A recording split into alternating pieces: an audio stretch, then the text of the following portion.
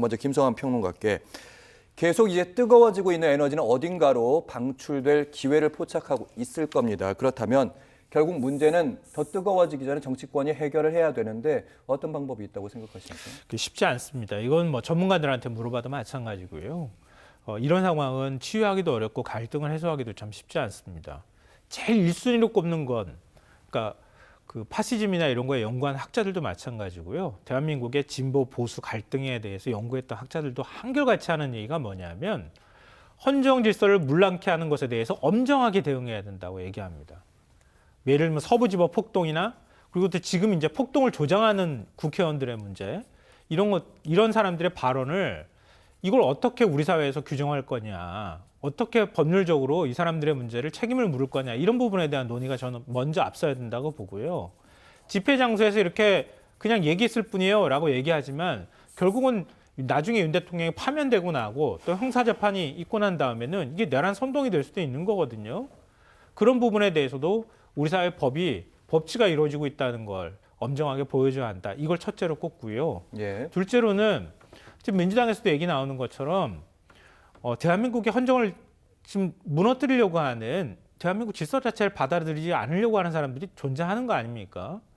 그 사람들은 아마 15에서 20%는 그 정도가 될 거라고 보통은 평가를 하는데요.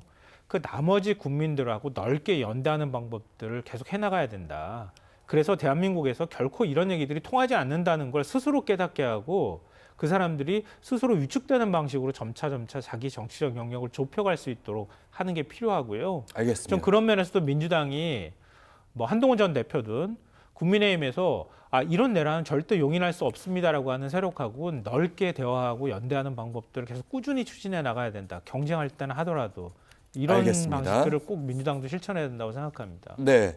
자, 장 소장님 3.1절 탄핵 반대 집회에서 여러 가지 과격한 발언 저희가 집중적으로 다뤄보긴 했는데 국민의힘에서 그래서 이재명 대표의 발언을 끌어와서 이제 맞불 카드로 놓았는데 연평도 꽃게 발언입니다. 내란이 계속됐다면 연평도 꽃게밥이 됐을 거다. 자신의 처지에 대해서 이 얘기를 한 건데 어떻게 보셨는지.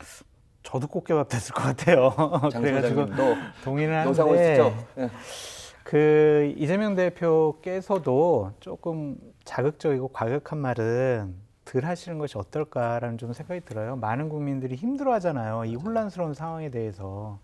그런데 거기에 이재명 대표께서도 좀 자극적인 말을 동원을 해서 본인 지지자들을 결속시키는, 그리고 또 윤석열 대통령과 국민의힘을 공격하는 수단으로 삼는 것은 이제 앞으로 대통령, 국가 지도자가 될 분으로서는 좀 자제하시는 것이 어떨까.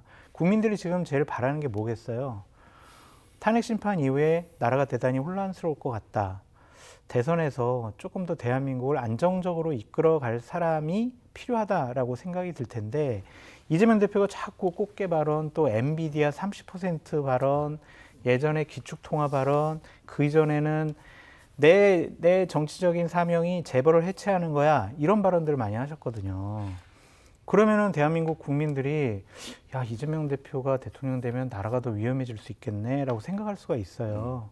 그러니까 조금 더 말을 차분하고 냉정하게 하시는 것이 어떨까, 그런 생각이 듭니다.